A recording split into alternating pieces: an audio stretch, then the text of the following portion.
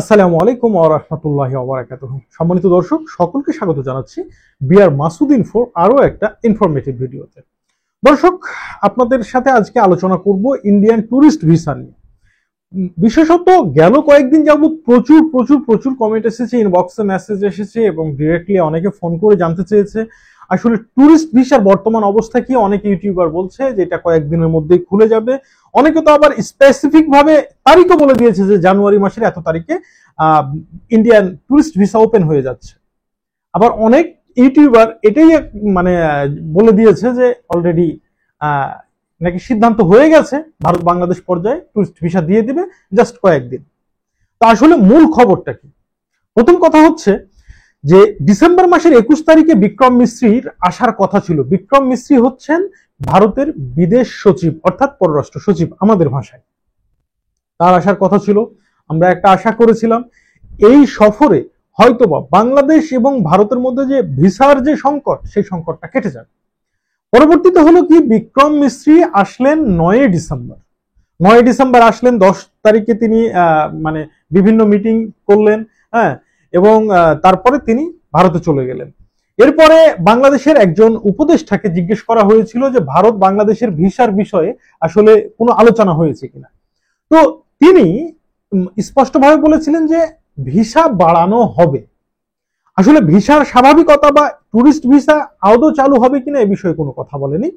এবং till now সবচেয়ে বড় সত্য কথা, ভারত এবং বাংলাদেশ দুই দেশের সরকারের পক্ষ থেকে এখন অবধি ট্যুরিস্ট ভিসা চালুর ব্যাপারে কেউই কোনো আগ্রহ দেখায়নি।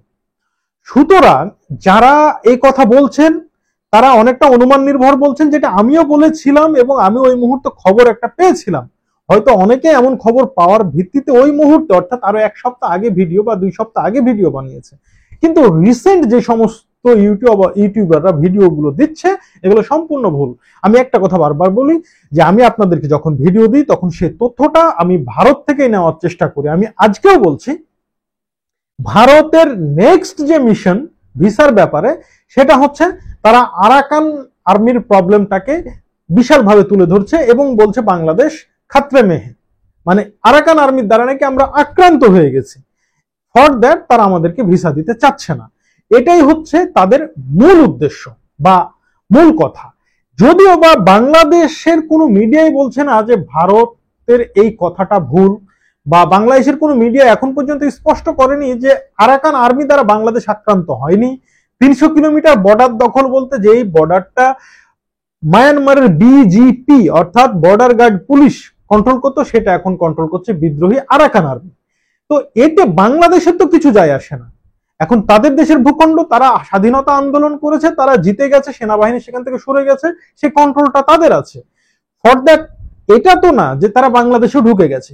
হ্যাঁ, বাংলাদেশে কয়েকবার তারা গুলি বর্ষণ করেছিল, যার জবাব দেওয়া হয়েছে, এবং এর ফলশ্রুতিতে নাফ নদীতে বিজিবি এবং বাংলাদেশ কোস্ট গার্ড অবস্থান করছে। এবং আপনারা জানেন যে একেবারে পূর্ণাঙ্গ বিওপি নিয়ে সেন্ট মার্টিনে বিজিবির একটা টিম অবস্থান করছে। সুতরাং এগুলো নিয়ে ভারতীয় মিডিয়া যেটা বলছে সেটা আসলে অসত্য। তবে ট্যুরিস্ট ভিসার বিষয়ে এখন পর্যন্ত কোনো ফাইনাল সিদ্ধান্ত হয়নি। হ্যাঁ, হতে পারে হয়তো বা হঠাৎ করে আমার মানে এই ভিডিওটা আজকে দিচ্ছি, আগামীকালই হয়তো খবর আসতে পারে ট্যুরিস্ট ভিসা চালু হয়ে গেছে, হতে পারে। তবে হওয়ার সম্ভাবনাটা অনেক কম।